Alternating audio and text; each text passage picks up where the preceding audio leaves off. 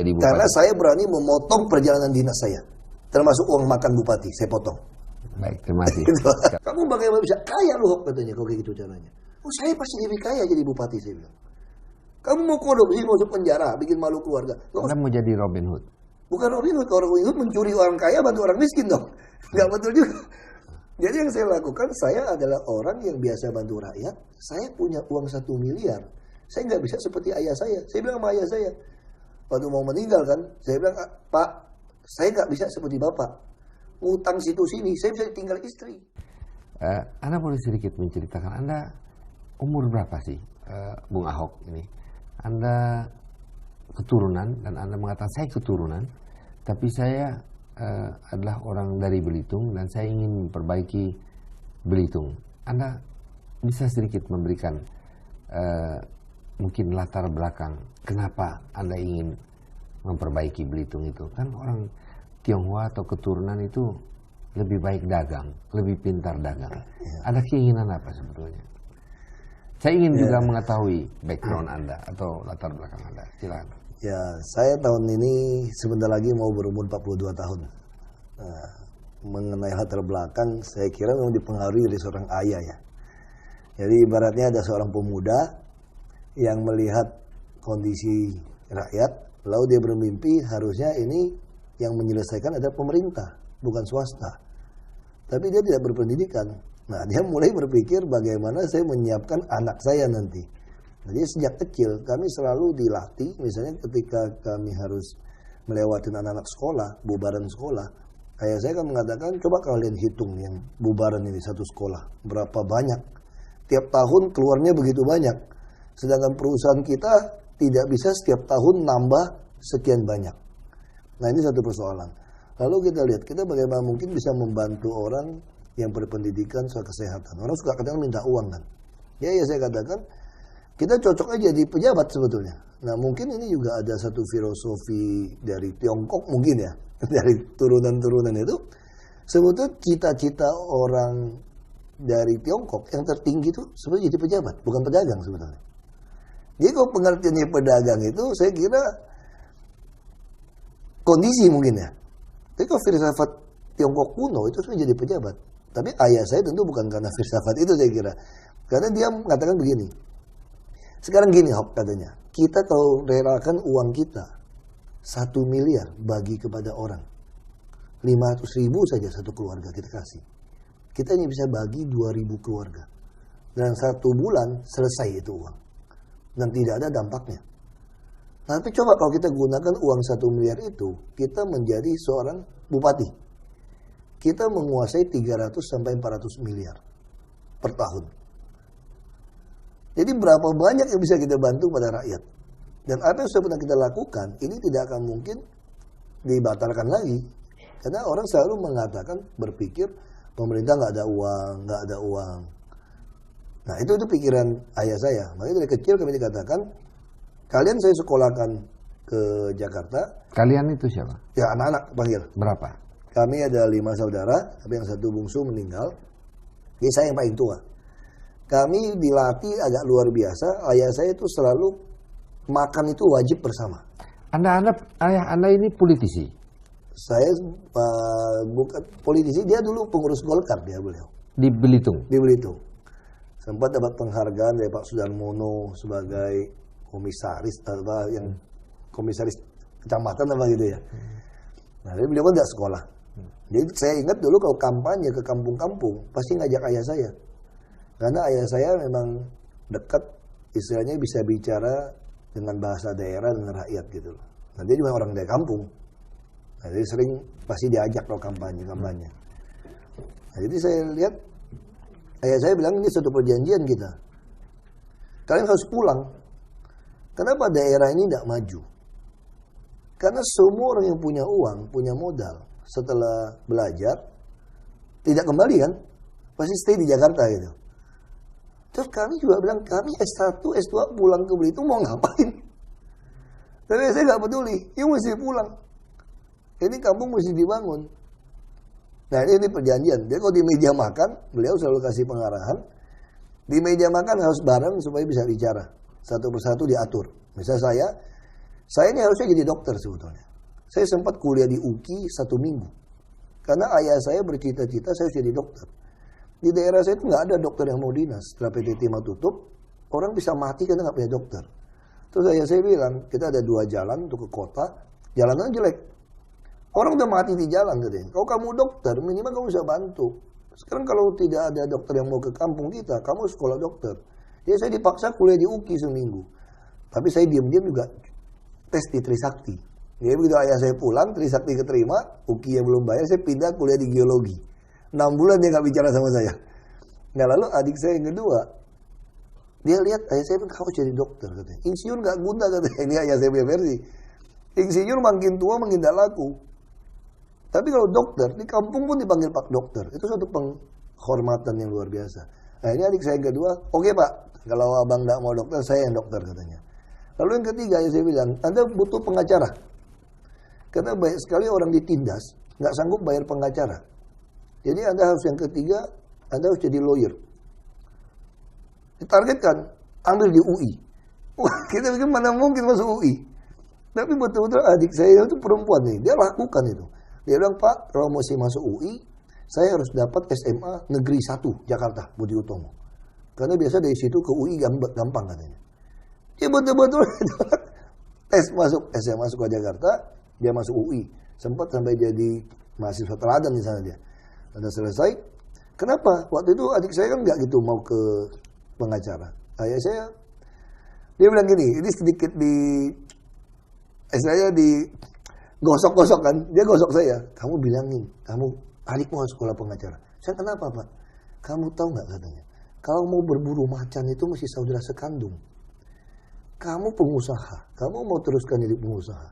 Kalau Anda nggak punya pengacara sendiri, bagaimana kalau pengacara Anda disogok dari lawan? Semua rahasia Anda sudah kasih. Tapi kalau adikmu sendiri pengacara, nggak mungkin tinggalkan kamu katanya. Maksudnya apa? Seperti kita baca cerita Tiongkok kuno, pergi berburu macan, masih saudara sekandung. Kenapa katanya saya bilang? Kalau bukan saudara sekandung, kamu lagi diterkam macan udah sekeliling, teman kamu pasti kabur. Karena hitungannya tidak mungkin seimbang macan lawan orang. Tapi kalau saudara sekandung, dia lihat kamu diterkam macan, dia nggak berpikir itu macan kiri kanan berapa banyak. Jadi mau mati pun mati bersama-sama. Jadi saudara katanya. Tapi justru kalau dia bantu, bisa menyelamatkan dia kan. Macan bisa ditombak dari belakang. Nah sama dalam dunia hukum. Ini prinsip ayah saya. Jadi adikmu harus pengacara. Terus adikmu dokter. Kamu bayangkan nggak kalau kamu nggak punya dokter? Kamu kaya pun, kaya kayak apapun. Begitu sakit, dokter bilang black, potong-potong. Padahal belum tentu. Kalau ada oknum dokter gimana? Cuma cari uang. Nggak perlu dipotong. Tapi kalau Anda punya dokter satu, dia bodoh-bodoh pun dia berdiri di situ. Si dokter nggak berani sembarang potong. Dia akan tanya, ini sakit apa? Jadi Anda butuh dokter. Nah, udah. Lalu yang keempat, dia bilang apa? Yang keempat, Anda harus sekolah pariwisata. Lalu kemana sekolahnya, Pak? Ke Swiss. Ayah saya nggak pernah ke Swiss. Lalu kenapa mesti ke Swiss? Dia bilang, ini coba lihat di kalender itu. Dulu kampung kita suka jual kalender itu kan. Ada bukit, ada danau, ada ya angsa gitu. Ya saya bilang, coba bandingkan dengan foto-foto tambang. Bekas-bekas galian tambang dari zaman Belanda, itu jadi danau-danau di Bangka Belitung itu. Ada bukitnya gitu. Ini kan kayak Swiss, kalau bisa di wisata, ini luar biasa kan. Nah ini kita jangan mimpi orang lain yang sekolah mau pulang. Kita butuh orang yang sendiri pulang bisa melatih. Udah kamu kita kirim ke Swiss. Yang gawatnya, adik saya maklum sekolah di kampung kan, SMA negeri di kampung, Inggrisnya hanya bisa nyanyi lagu barat ini. Ngomong nggak bisa. Kursus 1 tahun, nekat dia berangkat sendiri. Nonton TV aja ada. Iya, di teks ditutup, udah latihan gitu. 1 tahun dia bisa. Nah, jadi itu ceritanya pengalaman inilah yang mendorong putra daerah ini untuk kembali. Ya, jadi ayah saya juga mengatakan istilah putra daerah ya. Ayah saya juga terkenal, misalnya ada pengusaha dari luar daerah datang ke daerah kami, biasanya suka dimusuhin tuh dari pengusaha daerah. Satu-satunya nggak pernah ribut tuh ayah saya. Ayah saya bilang, seluruh Indonesia semua orang berhak dimanapun. Itu suatu konsep sudah diajarkan. Nah, ayah saya sudah mengatakan, ayah saya sebelum dia tua, sebelum dia mau meninggal, dia termasuk orang yang bukan ateis, percaya Tuhan itu satu, tapi bukan orang yang mau sembahyang gitu. Nah dia terakhir baru mulai ini, dia katakan gini, konsepnya sederhana, semua orang ciptaan Tuhan. Kamu nggak usah pikirin orang itu kembali bantu kita atau tidak. Kalau kamu mau bantu orang, bantu. Saya bilang, dari mana teorinya? Saya pernah satu hari ke luar kota. Di luar kota kan kita kan nggak punya bengkel oto resmi mobil. Jadi namanya ban kipas itu pakai sampai putus baru tau putus, kira-kira gitu kan. Nah putus di tengah hutan, dekat kampung, saya mampir ke kampung. Saya tahu di ujung ada rumah, saya mampir, saya ketok pintu, saya kayak mau pinjam motor gitu loh. Karena dulu zaman saya itu nggak ada bilang sewa motor, mau pinjam motor, mau ke kota beli itu ban kipas. Lalu si kakek tuanya bilang, nggak boleh, keluar katanya. Kalian ini pasti pengusaha, kalau pengusaha pasti orang Golkar, kira-kira gitu nih. Waktu itu cuma 3 partai kan, nah beliau dari partai agama, katanya. Nggak mau bantu kalian. Jangan gitu Kek, ini udah mau maghrib, tolong dong Kek, saya mau gimana mau pulang. Saya mohon sama dia, pulang, saya tidak mau katanya. Kalian semua pemborong. Ini sudah agak tua ya orangnya ya, sudah pensiun. Jadi saya bilang, jangan begitu Kek, saya kan dari Gantung jauh. Dari Gantung? Anak siapa kau katanya? Saya bilang, saya anak Kimnam. Anak Kimnam? Kenapa enggak bilang dari tadi katanya? Langsung suruh masuk, keluarkan duren segala macam. Saya suara agak kurang bagus duren. Aduh bodoh, habis makan duren kamu makan rambutan yang agak masam, pasti beres katanya. Motor pakai. Lalu saya heran. Tadi usir saya cuma bilang nama bapak saya Kim Nam sudah beres nih. Dia begini, saya kenapa Kek? Masalahnya. Tahu enggak? Bapakmu baru manusia, yang lain bukan katanya. Kok bisa begitu? Saya pernah anggota DPRD. Saya sakit, tidak ada yang kunjungin saya. Tidak ada pemborong kontraktor yang berani baik sama saya. Karena saya bukan partai penguasa. Ini zaman dulu kan. Kalau saya masih baru lulus kuliah. Ayahmu dengar saya sakit. Dia mampir. Dan ayahmu nggak punya duit. Waktu itu dia bilang. Dia bilang, Bapak, sabar-sabar. Dia ke kota. Dia tukar cek sama orang. Tukar cek. Ambil kontan. Dia pulang, dia kasih. Dia kasih, ya sudah. Nah, waktu bicara saya tanya, Pak, kalau saya punya 100 rupiah, saya kalau bantu orang 1 rupiah, 10 rupiah, itu sudah baik menurut saya gitu loh. Tapi kalau 100 saya bantu semua, orang sudah bilang saya agak gila. Bapak lebih gila, punya 0, minjem, min 100, kasih orang 100. Itu teorinya gimana tuh Pak, saya bilang. Terus saya bilang gini, kalau dia yang minjem duit, dia nggak bisa bayar, dia udah mau mati. Kalau saya yang minjem, saya masih bisa bayar. Kita sama-sama nggak punya duit, dia bilang. Nah, kalau kamu mau bantu orang, kamu jangan pikir kamu ada duit, nggak ada duit. Kalau memang dia butuh, kamu bantu. Nanti kamu makin punya uang, kamu makin gila bantu orang. Tapi kalau semakin kamu berpikir nanti punya uang baru bantu, kamu nggak akan pernah bantu orang.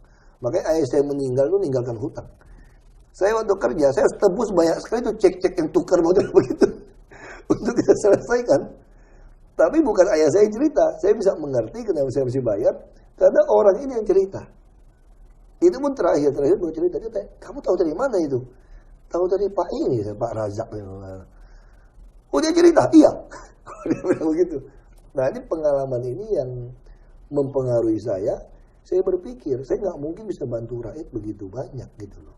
Kecuali saya masuk ke sistem. Nah tadi saya berpikir juga tidak main sampai ke bupati. Saya hanya berpikir saya akan masuk ke DPRD dengan mengatur APBD yang baik, kita pilih bupati yang baik, kita akan membuatlah yang lebih pro ke rakyat supaya rakyat bisa nikmati pendidikan, kesehatan dan usaha. Sederhana aja pikiran saya. Rupanya begitu saya masuk, partai kalah, saya dapat sisa. Terus 2005 katanya ada pemilihan langsung. Ada yang menyarankan saya, Anda survei saja. Mana mungkin 93% Muslim mau pilih Anda yang double minoritas kan? Ini udah double minoritas nih. Udah turunan Cina istilahnya kita minyak babi nih. Udah muka minyak babi, agamanya Kristen. Penduduk 93% Muslim, Kristen cuma 0,7. Tapi saya bilang kalau survei ada errornya kan? Nah saya nggak pedulilah rakyat mau pilih tidak pilih, minimal saya sediakan uang 500 juta untuk pencalonan ini, seperti uang survei, nggak ada cetak baju kaos, saya hanya cetak buku. Saya kasih tahu rakyat, ada satu orang yang pernah mau memperjuangkan nasib kalian. Istilah saya itu memimpin revolusi beradab. dengan ballot bukan bulit gitu kan. Dengan ballot, bukan Iya, bulet, bulit. bukan dengan peluru, tapi dengan lagu. Kertas suara, dengan kartu suara. Oh, dengan ballot kertas suara. Iya, kertas suara saya katakan. Balot. Balot ya, balot itu. Kertas suara. Jadi dengan itu saya katakan. Jadi saya melakukan ini. Kalau kalian nggak mau pilih nggak apa-apa. Minimal kalian sudah pernah tahu ada satu orang yang ikhlas, rela membantu kalian. Gila. Mereka bilang saya gila. Ya, saya bilang kita Rela, kalau bilang, ikhlas dan gila. iya, itu ada satu camat. Ada satu camat itu kan saya teman suka sama camat, kita pengusaha kan. Dia datang ke saya waktu pemilihan. Bos, lu memang gila bos katanya. Siapa yang mau pilih kamu? Saya bilang biarin. Lu juga gila, camat gila. Saya bilang, mana ada camat kayak kamu tiap hari nyapuin kota. Karena itu camat juga rajin banget. Dia cari tambahan, dia tanamin buah, bunga, bibit-bibit, dia jual. Jadi dia selalu minta, jangan pindahin saya sih camat. Dia tanaman, lu kan gila camat. Mana ada camat cari duit kayak lu. Camat itu di bawah bupati ya? Di bawah bupati. Tapi kan dulu kan saya belum bupati kan. Nah begitu terpilih, dia bilang memang orang gila. Kenapa Anda bisa terpilih? Itu saya kira Apa yang Anda jual? Saya sederhananya saya katakan, sebetulnya rakyat kita sudah sampai satu tahap. Ini mungkin saya salah, mungkin saya betul ya. Tapi saya yakin ini benar gitu. Siapapun yang jadi, udah itu lupa sama kita. Ini rakyat punya persepsi nih. Rakyat mempunyai persepsi Iya. bahwa orang menjanjikan pada waktu dia sudah menduduki, lupa. Janji-janjinya itu Ya, lupa. itu hanya ingat mereka saja. Jadi terus yang kedua, yang kelas menengah, yang rakyat yang menengah, yang punya pendidikan, yang punya modal, dia bilang apa? Udahlah, siapapun jadi pejabat sama saja. Itu saya katakan mereka sudah habis harapan dulu kan. Sudah frustrasi nih. Saya bilang tidak. Kalau Anda pilih yang bersih, transparan, profesional, bukan di atas suku, agama, ras, dan antar golongan, Anda akan dapatkan orang yang betul. Anda harus coba dong. Kalau saya tempel 3 kata, beri kami kesempatan. Jadi orang bisa terjebakkan ini macam-macam. Sebagai minoritas, sebagai partai kecil, macam-macam. Lalu orang mengatakan kepada saya waktu dialog, saya katakan, harus ada debat publik. Kandidat lain nggak mau. Saya mesti ada debat publik.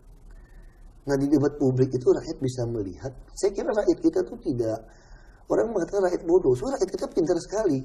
Dia bisa mengerti orang yang bicara asal ngomong atau bicara dari hati nuraninya gitu loh.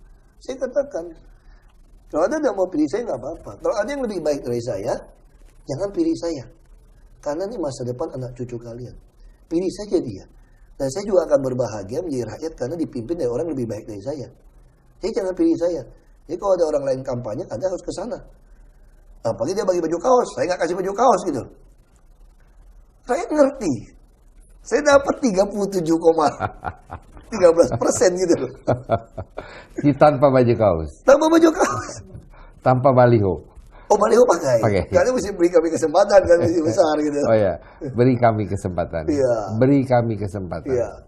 Jadi saya orang minoritas. Saya nggak bilang begitu. Saya nggak bilang. Saya orang minoritas berikan. Baik. Iya. Tapi sebetulnya itu yang tersirat. Meskipun saya orang minoritas, berikan saya kesempatan. Tapi itu satu kampung, satu daerah yang mayoritasnya adalah orang yang beragama Muslim. Iya. Dan Anda bisa terpilih. Merupakan satu kehebatan atau caranya itu? Apa yang Anda katakan? Apa yang Anda jual? Jadi sebenarnya saya jual itu, saya siap menjadi pelayan. Misalnya ada satu ibu haja, dia katakan apa? Kapan lagi kalian tidak mau pilih si Ahok katanya jadi bupati? Mana bisa kita dapat orang yang sekolah S2, punya uang, di kampung ya, saya dibanding Jakarta nggak ada, di kampung ya saya orang kaya lah kira-kira Pak. Punya mobil 2 biji ya orang kaya kira-kira di kampung kan. Punya uang, kita perintah-perintah katanya. Ibu Haja bilang ini orang S2, ini orang keturunan, kita perintah-perintah. Iya kan kapan lagi? Dia mau ngelamar jadi pembantu nih. Jadi kapan lagi? Jadi itu salah satu mereka bikin job gitu ya. Iya. Nah tapi kalau kita analisa secara Ibu Haja itu you bayar juga untuk ngomong gitu enggak? Kita nggak bayar. Mereka tuh betul-betul antusias datang. Saya bagaimana mau bayar? Istri saya cuma kasih saya terusan 800 juta untuk kampanye bupati. Dari janji 1 miliar dia hanya kirim 800 juta.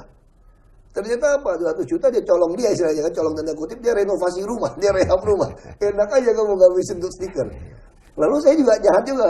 800 juta, mau 800 juta, mau 1 M, mau 500 juta, kan itu merupakan risiko. Kalau kepilih, kalau nggak kepilih, terus jadi saya mau menyumbang 1 miliar atau 800 juta agar supaya saya bisa menjadi bupati. Pada waktu saya jadi bupati, saya bisa korupsi balik uang saya 800 juta gitu. Nah, justru cara berpikir terbalik. Karena mohon maaf, Bung Ahok, saya banyak bertemu dengan kawan saya yang menjadi anggota DPR dan sebagainya. Dia bilang, wah saya keluar uang banyak, sekarang mesti cari kembali uangnya. Kira, saya telah menjadi pejabat, uang saya keluar banyak, saya mesti cari kembali. Anda nggak gitu? Ya saya setuju, kalau kita gunakan hukum dasar, niatnya mau jadi bupati untuk hidup dia, saya setuju, pasti begitu teorinya. Tapi saya kan tidak, saya kan dari keluarga yang mau bantu rakyat. Saya sudah hitung. Anda mau jadi Robin Hood? Bukan Robin Hood, kalau Robin Hood mencuri orang kaya bantu orang miskin dong. Nggak betul juga. Jadi yang saya lakukan, saya adalah orang yang biasa bantu rakyat. Saya punya uang 1 miliar. Saya nggak bisa seperti ayah saya. Saya bilang sama ayah saya, waktu mau meninggal kan, saya bilang, Pak, saya nggak bisa seperti Bapak. Ngutang situ sini, saya bisa tinggal istri. Kalau zaman dulu mama tuh mungkin bodoh aja, oke gitu. Kalau zaman ini anak istri saya bisa dibawa pulang mertua. Ini sorry Pak, saya nggak bisa Pak. Kalau saya nggak ada uang, saya nggak bisa Pak. Jadi kali ini saya ikhlaskan uang saya ini saya keluarkan untuk jadi bupati, untuk bantu rakyat. Karena dengan uang 1 miliar atau 500 juta, saya hanya bisa bantu 1.000-2.000 keluarga 1 bulan. Nah dengan uang ini saya sumbangkan untuk rakyat dalam bentuk pilkada ini, saya sudah tidak peduli uang nih. Lalu saya dapatkan 300 miliar untuk bantu rakyat. Berarti kan saya punya tujuan, hobi saya istilahnya ya, kesampaian. Berarti saya untung. Orang bilang, saya dimarahin dari neneknya istri saya. Kamu bagaimana bisa kaya loh katanya, kalau kayak gitu caranya. Oh saya pasti lebih kaya jadi bupati, saya bilang. Kamu mau korupsi, masuk penjara, bikin malu keluarga. Gak usah korupsi, terima caranya. Dulu kalau saya ketemu orang gak bisa sekolah, ke ICU, pakai dompet saya keluar duit. Saya mau ke kampung bantu orang, pakai mobil saya. Bos isi bensin, ganti ban, ganti aki, servis semua. Sekarang saya naik, saya gak pernah dengar jadi bupati itu, isi bensin bos. Semua makanan saya, telepon saya ditanggung. Saya naik pesawat ditanggung. Jadi saya dengan uang saya tuker punya hak membantu rakyat plus digaji hidup saya. Luar biasa kan. Nomor handphone dikasih yang bagus Pak. Bupati dibayarin. Kemana-mana transport dibayarin. Sampai listrik, rumah, semua tamu dibayarkan Pak. Jadi kalau dulu orang datang ke rumah saya, mama saya teriak, kopi habis. Ini lama-lama kita buka pabrik gula di sini. Gula beli terus. Kan tamu datang kopi terus kan. Jadi bupati, gak usah keluar uang kita Pak. Gak pernah kehabisan kopi. Gak pernah kehabisan gula. Jadi kan satu kebahagiaan tersendiri. Ini keranjingan istilahnya Pak. Dengan uang kita tukar. Itu pakai uang APBD ya? Iya APBD semua Pak. Jadi pakai uang rakyat untuk beli kopinya Pak Ahok? Kalau jadi bupati begitu loh Pak. Begitu saya katakan, waktu jadi bupati, orang datang bertamu. Jadi mengeluarkan 1 M agar supaya hidup jadi senang, nggak usah pikirin lagi, lebih banyak ya kembalinya duitnya. Secara enggak, maksud saya gini, kalau kita mau berbuat untuk rakyat, kita lebih untung Pak. Tapi kalau hitung dari kekayaan kita, kita rugi Pak. Saya sebelum masuk ke politik sama sekarang Pak, harta saya itu nyusut Pak. Karena gaji seorang bupati hanya 6 juta sama tunjangan 15 juta. Kawinan saja tiap minggu ada berapa kawinan Pak. Orang meninggal, kalau 100.000 sudah habis. Nah ini persoalan, ini dilema bangsa ini saya katakan. Satu pihak, pemerintah belum sanggup menggaji orang dengan baik. Tapi satu pihak, hampir semua mantan-mantan pejabat, mungkin nggak ada yang miskin kira-kira gitu Pak. Kita jeda sebentar. Baik Pak Ahok. Wow. Jadi sebetulnya Anda ini tidak mau jadi Robin Hood. Juga apa yang tersirat adalah bukannya dengan uang 800 juta menjadi bupati kemudian hidup enak karena kopi semua setelah dibayarin sama negara atau dibayarkan oleh APBD, tapi justru uang itu akan kembali, tapi pada saat itu di dalam kapasitas untuk membantu rakyat. Apa cita-cita Anda pada waktu Anda menjadi bupati? Apa sebetulnya yang ini Anda lakukan untuk Belitung Timur ini? Ya, Babel ya. Babel yaitu Bangka Belitung. Ya, jadi Belitung Timur ini dibilang ya semacam kebetulan mungkin ya. Dulu tuh Belitung itu satu kabupaten. Kami Belitung Timur ini kecamatan. Nah kebetulan karena ayah saya mewajibkan saya pulang setelah kuliah. Jadi saya biologi, saya jalan kaki tuh hampir di pinggir itu semua. Kebetulan yang saya jalankan kan saya tinggal di Belitung Timur di Gantung. Saya pernah ya merangkak di bukit ini, di pantai ini saya jalankan. Jadi dari ujung tepi laut sampai bawah itu saya sudah pernah jalankan Belitung Timur. Tiba-tiba itu jadi satu kabupaten. Makanya waktu bikin peta segala macam, yang orang konsultan bikin peta, dia foto dari ini apa ya? Saya bisa jelaskan sebagai bupati. Ini pasir ini sungai ini. Kok Bapak tahu? Saya pernah jalan di situ, saya bilang. Dia kaget, kok bisa masuk hutan? Nah, jadi waktu saya pulang, saya berpikir, ini Belitung ini ada satu tempat yang luar biasa. Belitung Timur. Karena seluruh pelayaran internasional itu melewati. Lalu kalau kita baca sejarah pertempuran zamannya Majapahit gitu ya. Waktu tentara Kubilai kan mau menyerang Jawa. Itu pertempurannya itu di Pulau Belitung. Jadi siapapun mau dudukin Jawa, kalau nyerang dari atas, dia harus dudukin Pulau Belitung. Ini sama juga waktu terjadi konfrontasi dengan Malaysia. Makanya di Belitung ini punya lapangan udara untuk TNI AU.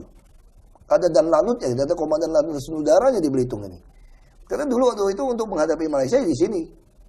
Nah saya juga berpikir sekarang bukan zaman perang lagi, nggak ada yang mau mati perang lagi sebetulnya. Ini bicara dagang. Kita tidak mungkin nyaingin Singapura di Batam. Ini pikiran saya ya. Kalau di Batam terlalu dekat, apa keunggulan komparatifnya? Kalau kita punya SDM tidak baik, ada barang yang rusak lebih tinggi, saya tetap taruh di Singapura. Tapi kalau di Belitung, ini Belitung adalah porosnya Sumatera, Kalimantan, dan Jawa. Dan seluruh Timur Tengah dari Selat Sunda, mau Singapura akan lewat juga dari Belitung. Dari Australia, New Zealand juga akan lewat dari Belitung. Mau ke Jakarta semua akan lewat. Nah kenapa tidak dijadikan, inilah hubnya kita. Hub ya saya, bukannya di Batam. Supaya kita ada keunggulan komparatif. Batam, Singapura boleh bagus. Tapi kalau dibandingkan dengan jarak, orang lebih baik taruh di Belitung dong. Sudah kilang minyak segala macam saya berpikir. Kenapa tidak taruh di Belitung kilang di Timur Tengah masuk ke sini? Kenapa masih ke Singapura? Dan kenapa ini menarik? Tanahnya bekas tambang banyak dan tambangnya juga tidak terlalu dalam. Penduduknya sedikit. Ini gampang pembebasan. Nah ternyata jadi kabupaten. Jadi kabupaten saya berpikir kalau orang hanya pemekaran untuk berkuasa, ini bahaya. Ini masih ada satu orang yang bikin buku yang baik, kita bikin. Itu pemikiran saya. Terus saya juga berpikir begini. Kita nggak bisa lakukan seperti Machiavelli punya ilmu misalnya gitu kan. Bahwa rakyat dibiarkan bodoh supaya kita gampang berkuasa. Machiavelli siapa? Ya itu yang suka kita baca lah. Yang tokoh politik gitu kan. Tokoh politik yang mengatakan bahwa biarkan rakyat bodoh supaya kita tidak bisa berkuasa. Kira-kira gitu kan. Istilah ilmu begitu. Nah ini saya lihat ada satu sistem. Bangsa ini 100 tahun ke depan pun akan lebih miskin. Kalau tidak ada jaminan sosial nasional. Artinya orang itu... Apa yang Anda lakukan? Jadi saya lakukan, saya mulai membuat asuransi. Anda berapa lama sih jadi bupati? 16 bulan saya. Ada sebabnya Anda berhenti ya? Ya ada. Nanti harus cerita sebabnya gitu. Ya. Tapi sistem jaminan sosialnya saya bikin. Artinya, saya udah hitung. Misalnya ayah saya, waktu dia berumur 60 tahun, kami mau bayar asuransi ke swasta, asuransi menolak. Kecuali saya bisa bayarnya lebih. Berarti kemungkinan ayah saya kalau sakit akan habis banyak. Nah ini yang menyebabkan bangsa ini miskin. Pegawai-pegawai kita. Jangan heran kita jadi bos. Dia datang minjam uang.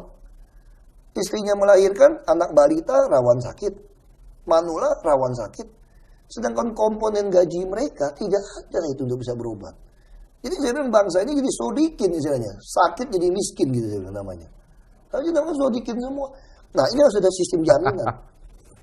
Tapi yang bikin siapa? Swasta. Gak bisa. Swasta ada hitung-hitungannya. Pemerintah yang harus bikin. Yang kaya silakan ke swasta. Pangsa pasar kan berbeda. Nah kita ada asking. Nah tujuannya bukan kasih uang. Orang mengatakan Anda membuat populer karena memberi kesehatan gratis. Nggak ada yang gratis di dunia ini. Nggak ada makan siang gratis istilah orang saya bilang. Yang ada adalah preminya saya bayarin. untuk promosi supaya bisa sekaligus ada captive market. Saya kerjasama dengan PT Askes. 5.000 bagaimana? Perdana 10.000. Saya deal. Kalau seluruh rakyat 5.000 saya bilang. Udah ada Askes Kit. Yang kurang saya bayarkan. Nah, asuransi kesehatan untuk orang miskin. Ya, resmi pemerintah. Saya bikinkan. Katanya kita nggak mau tanggung ambulan. Ambulan saya yang tanggung, enggak apa-apa saya bilang. Kita subsidi. Nah, target saya, biar rakyat merasakan manfaat asuransi, besok kita potong 5.000 dari mereka. Nah, kalau saya debat mereka 5.000, Askes punya kewajiban kembalikan saya 1.200. Semacam fee untuk perawatan jalan gitu. Jadi bayangkan kalau nanti rakyat yang mampu dia potong 5.000. Saya sebagai pedagang pemerintah ini, saya sudah untung 1.200. Belum lagi, saya berbicara rumah sakit saya akan banyak orang datang. Waktu saya baru memulai program ini, wah sempat dokter agak protes. Bahkan ibu saya protes, ibu saya punya apotek, satu-satunya waktu itu di kabupaten saya. Waduh, Hop, ini mama bisa tutup apotek kalau semua orang mesti ke sana. Dokter praktek sepi, apotek tutup. Semua orang nggak mau dong berobat ke dokter praktek. Saya yakin tidak, Mak. Kalau saya tetap tidak mau berobat ke puskesmas. Saya pasti ke dokter praktek. Karena punya uang. Karena punya uang, saya bilang. Lalu yang tidak punya uang ini, yang tidak berani berobat, itu yang akan muncul. Saya bilang sama dokter, kayaknya marah dulu, kita buktikan. Kalau dia muncul, saya akan bagi kalian. 1.200 saya bagi pada mereka, tunjangan pada mereka. Kita bagi. Tapi percayalah, puskesmas akan meningkat, tapi yang meningkat tidak mengganggu pasien dokter swasta. Dia kan juga dokter-dokter dari swasta malamnya jadi praktek. Ternyata betul. Kenapa saya bisa tahu? Saya survei, saya tahu persis orang-orang tua yang pensiun. Ini kasihan, bangsa kita pensiun pun nggak ada dana pensiun. Anak saya nggak sekolah misalnya. Dia juga jadi kuli, saya tadinya kuli. Saya nggak punya simpanan uang pensiun, anak saya juga kuli, dia buat hidupin keluarga udah susah, bagaimana mau piara saya? Ya terpaksa saya harus masuk ke hutan potong kayu. Potong 1-2 batang kayu untuk saya jual kan, 7.500, 15.000. Uang ini saya gunakan untuk beli beras. Jadi program beras raskin kita pun menurut saya salah nih. Rakyat dipaksa menebus 15 kilo sekaligus. Saya bupati udah ribut dulu. Orang miskin kita tuh sehari cuma bisa beli setengah kilo. 1 kilo dia beli. Anda paksa dia beli 15 kilo sekaligus. Dia nggak punya uangnya.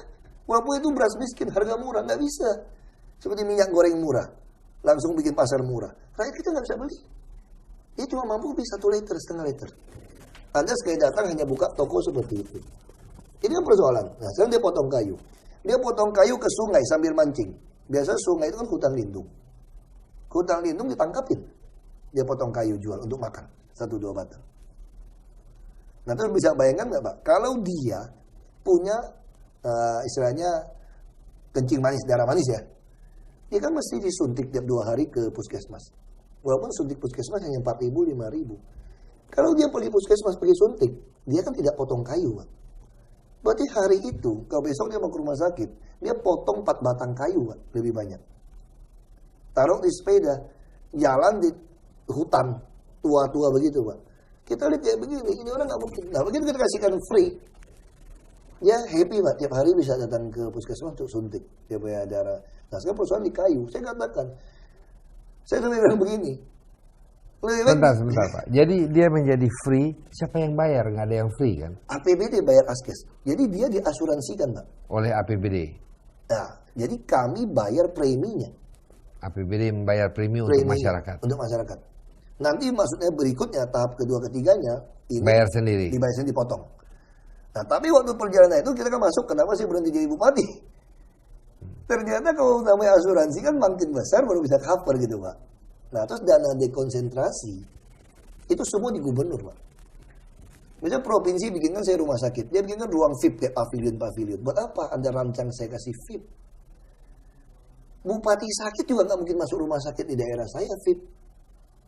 Rakyat butuh yang kelas 3 supaya waktu asuransi itu kelas 3 penuh, naik kelas 1, kelas 2 dia tidak perlu bayar gitu, Pak.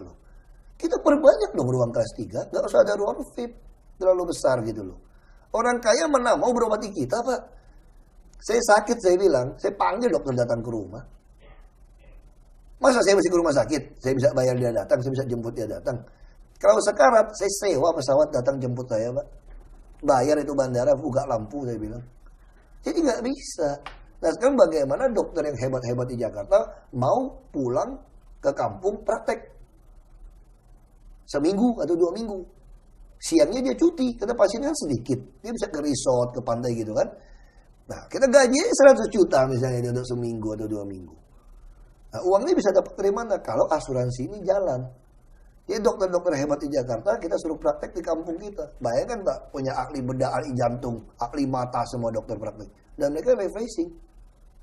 Bawa keluarganya bisa. Habis itu 2 minggu dia pulang ke Jakarta praktek. Nah kita bisa lakukan. Asal itu dibayarin semua oleh dari APBD? Iya. Baik. Jadi ini akhirnya cukup berhasil. Tapi sebelum Anda berhenti Bung Ahok menjadi bupati, Anda terpilih itu kan kantong-kantong adalah kantong yang penduduknya Muslim begitu banyak. Anda mengatakan ada satu ibu hajah. Bagaimana Anda bisa mendapatkan mayoritas suara sampai bisa secara general bisa menjadi terpilih sebagai bupati? Bagaimana orang Muslim ternyata percaya kepada Anda? Saya seorang kira keturunan ini memang beragama ada lain. jasa ayah saya jelas ya. Jadi mereka udah mengenal ayah saya. Ayah saya itu dari dulu kalau bantu bangun masjid itu selalu bantu. Karena dia dari kampung kan. Nah tapi setelah saya pulang, orang rakyat kan nggak bodoh juga. Angkatannya kan sudah banyak meninggal. Mereka tahu saya anaknya ini. Tapi begitu lihat sifat saya beda, tentu dia tidak mau pilih. Ternyata mereka juga lihat sifat saya, mereka katakan saya mirip ayah saya gitu. Dari kita, terus saya di DPRD. Saya untung tuh 7 bulan di DPRD. Saya tidak pernah istilahnya pakai uang SPP di aspal gitu kan. Sah tapi untuk jalan-jalan gitu loh. Oh saya nggak pernah mau. Dan saya selalu ngantor. Itu yang saya katakan. Saya bisa terpilih secara politik. Selalu masuk kantor di DPRD? Masuk. Sampai sore saya orang datang saya tungguin. Nah kenapa yang lain suka kabur? Karena mungkin waktu jadi DPRD-nya itu ada sedikit tidak mendidik berdemokrasi. Kalau saya, orang mau minta uang sama saya, pilih saya nggak usah pilih. Ya kalau minta uang saya nggak usah pilih. Anda pilih aja mau kasih uang. Kalau Anda mau pilih saya tidak kasih uang. Mau pilih, tidak mau sudah. Nah ketika saya jadi dewan, jadi Bapak bisa bayangkan nggak? Saya jadi dewan yang paling anteng sekarang. Semua orang datang oke saja. Karena semua orang tahu nih dewan nggak bisa dimintain duit gitu loh. Nah tentu setelah saya jadi dewan, saya kan punya uang nih dari APBD. Bayangkan saya dikasih uang sewa rumah sendiri. Bisa kan lucu nih Pak. Kan kita ada tunjangan sewa rumah kan. Ya. Rumah sendiri yang disewa? Ya rumah saya itu sewa kan. Saya nggak mau ambil kan diributin. Udah, dia pakai uang ini saya serahkan ke masjid-masjid. Yang tadinya buat sewa yuk punya rumah sendiri? Iya, saya kasih ke masjid-masjid dong. Yang mana masjid yang mau bangun, saya perhatikan uang tiap bulan saya salurkan. Nah terus orang mau datang, misalnya orang mau berobat, naik ke DPRD jauh, DPRD kan di tempat kota baru dibangun gitu kan. Ya bantulah bensin 1.000, 2.000, 5.000. Oh, mereka jadi happy. Mereka waktu itu bilang, nah, terus demo. Orang demo semua anggota yang lain kebanyakan sudah mulai menghindar sampai malam nggak tahan. Oh saya enggak, saya panggil aja bang bakso, bikin roti apa kasih mereka makan. Yang demo? Saya tungguin. Nah pada waktu itu kita tidak berpikir bisa jadi bupati Pak. Memang rakyat mengatakan, Bapak jadi bupati aja Pak. Aku nenek lo jadi bupati. Udah lu tahu ini DPRD yang pilih. Ya gitu kan. Iya ya Pak katanya. DPRD yang pilih. Kalau gitu tunggu 2009 katanya. 2009, sorry aja udah kelamaan. Takut cekik lo. Nah saya bilang begitu. Misalnya contoh, ini yang menarik Pak. Ada satu masjid. Kalau kita cerita bisa kepilih Pak ya. Karena niatnya itu nggak berkuasa itu tadi Pak. Saya kan dikerjain Pak. Karena dianggap kafir lah, ikut babi, semacam itu biasa itu. Banyak oknum elit kita ini pengecut saya bilang.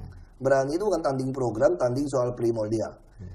Jadi rakyat yang agak sedikit nggak gitu ngerti terpengaruh. Ada satu masjid, ini dijanjikan direhab dibangun dari tahun 99. Dijanjikan 5 juta, sampai 2004 nggak dikasih uang.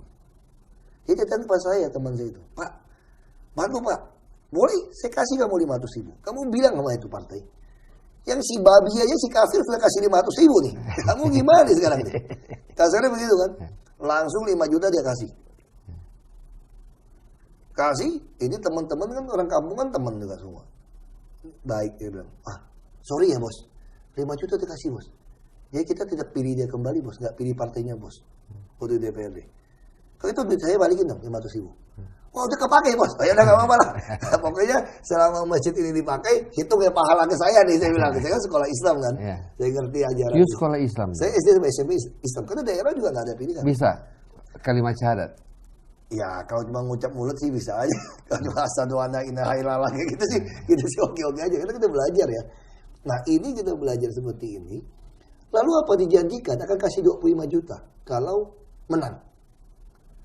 Jadi percaya ini orang kampung. Begitu selesai nggak dikasih. Jadi ini masjid udah mau lebaran teman kali ini. Saya lewat terus, saya mereka nggak tahan cari saya. Saya boleh malam saya datang ke rumah kalian. Itu saya datang. Agak terlambat, karena banyak tamu kan. Jadi DPRD open house, banyak tamu. Saya datang. Waduh Pak, kami kira habis sholat isya kita tunggu-tunggu. Udah jam 8 tuh Pak nggak datang lagi. Jangan masih dendam sama kami gitu loh.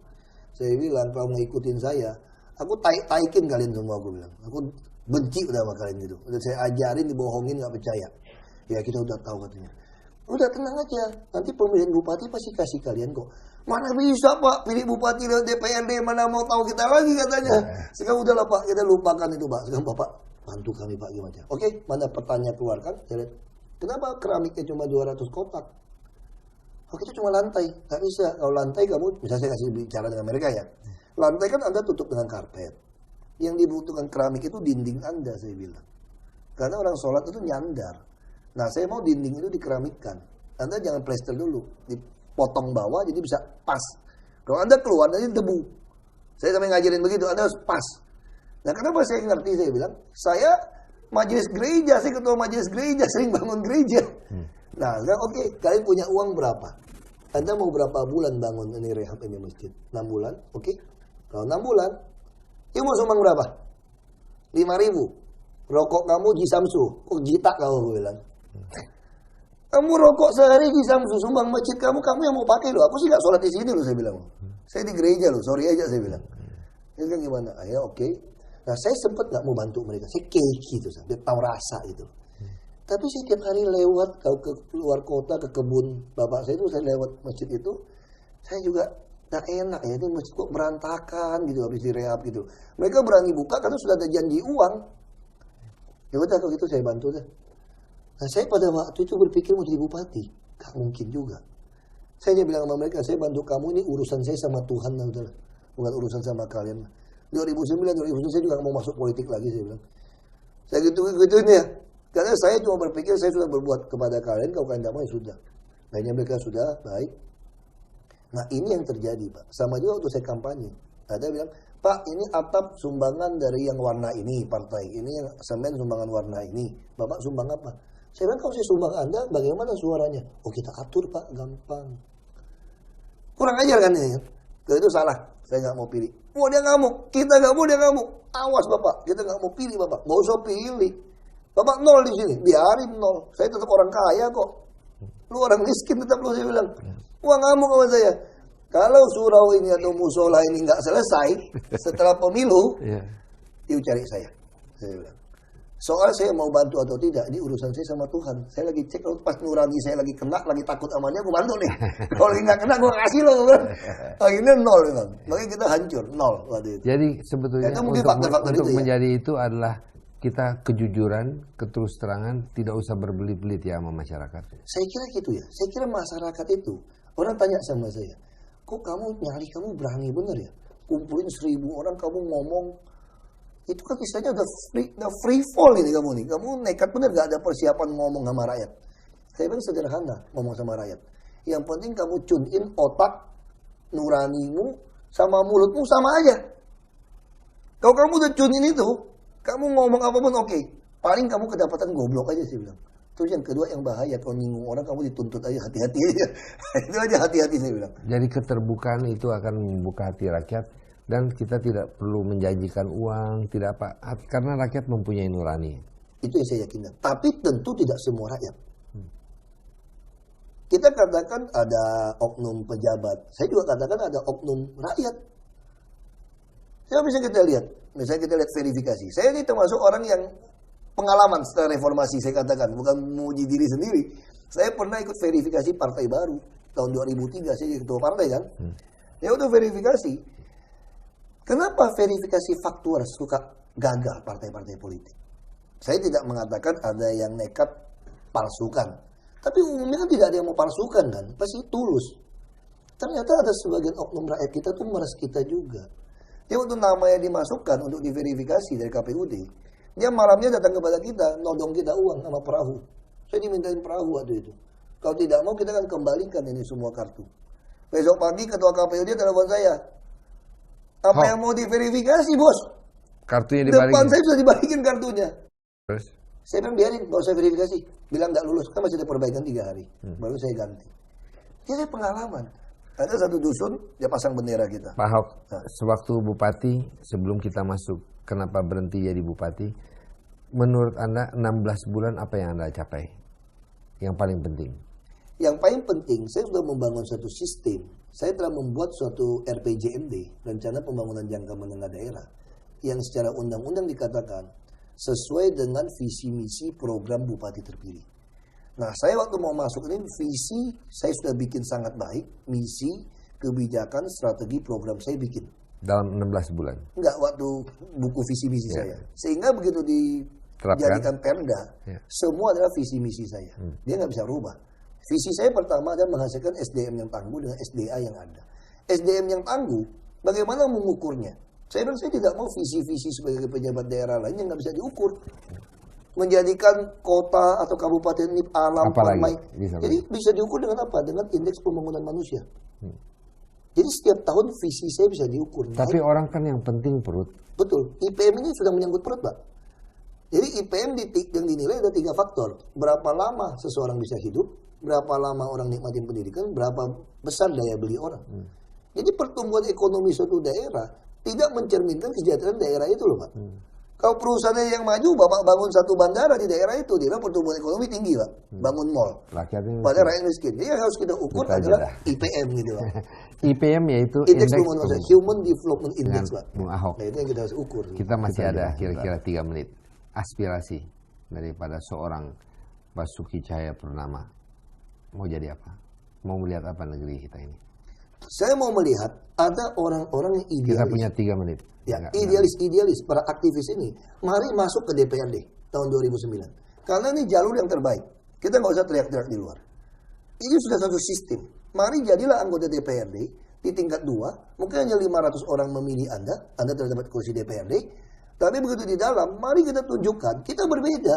Bayangkan kalau saya baru lulus sarjana, kerja sama orang, sama Pak Peter, paling 2 juta, 3 juta gajinya, Pak. Baru masuk, 5 tahun, nggak mungkin jadi direktur, Pak. Tapi kalau saya jadi DPRD, tunjangan macam-macam bisa 10 juta, 11 juta. Harusnya saya kan lebih baik. Terus kalau saya jujur, saya berhenti. Pak Peter sebagai pengusaha kenal saya. Saya tidak jadi anggota dewan pun akan diajak jadi direktur, Pak. Karena sudah tahu ada kesempatan yang tidak mau nyikat kok. Apalagi di perusahaan, dikasih gaji yang cukup. Nah, saya harapkan anak-anak muda ini seluruh Indonesia 2009 muncul, Pak. Untuk menjadi Anda anggota mengharapkan DPRD. orang-orang muda memimpin Indonesia di masa yang akan datang? Ya memang bukan soal muda nggak muda. Bung Karno pimpin Indonesia umur 44 tahun. Rusia 43 tahun. Coba lihat Sultan Syahrir 36 tahun kalau nggak salah jadi Perdana Menteri. Kita mundur, Pak, kali ini, Pak, saudara. Kita ada lost generasi. Ada satu generasi yang lost. Orang jadi apatis. Nah, ini harus kita dorong. Munculnya lewat mana? Kalau Pak Ahok yang jadi presiden, anak muda saya nggak ada kesempatan lagi dong yang umurnya udah uzur begini. Ya jadi penasehat dong, Pak. Kira begitu.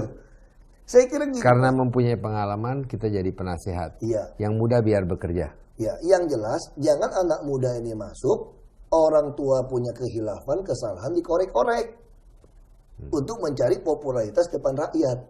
Itu yang nggak betul. Itu namanya kualat, saya bilang gitu loh. Kualat nanti saya bilang. Terakhir, Anda pada saat ini, adik Anda sekarang lagi mencalonkan diri untuk jadi wali kota. Iya, yang wali perempuan. kota di mana? Pangkal Pinang. Hari ini bakal pemilihannya. Dia mau menjadi wali kota, mau mencoba lagi seperti Bung Ahok. Memang di dalam keluarga ini ingin membangun masyarakat yang makmur, masyarakat yang baik. Iya, saya kira gini. Tadi dia juga tidak mau. Tapi melihat kondisi sana, terus rakyat dijolimin segala macam, dia bangkit. Makanya saya katakan pada teman-teman saya, mereka bilang, adik kamu lagi dong jadi bupati. Saya bilang, selama Anda jadi pejabat dengan baik, kami tidak akan pernah keluar melawan. Karena kami juga tahu nikmatin hidup kok. Masih mau jadi gubernur? Sekarang, saya kira kalau mau ikutin sekarang, kalau mau ikutin after 2015, Pak, kalau mau saya pengen jadi presiden, Pak, Pak. Cuma nggak mungkin gitu loh. Baik, Pak, saya pikir kalau kita banyak orang seperti Anda, saya pikir negara kita akan makmur dan maju. Masyarakat akan makmur kesehatan akan terjamin, sekolah bisa gratis. Wah, kita free, Pak. Sampai kuliah yang terbaik kita kirim ke Itu Jawa Barat sekarang katanya nggak jadi free, tapi pada waktu mereka kampanye free. Jadi banyak orang yang pada waktu kampanye menjanjikan, pada akhirnya tidak memenuhi janji. Itu juga masalah. Anda memenuhi janji pada waktu jadi bupati. Karena saya berani memotong perjalanan dinas saya, termasuk uang makan bupati, saya potong. Baik, terima kasih sekali lagi. Terima kasih, Pak. Terima kasih. Baik, pemirsa.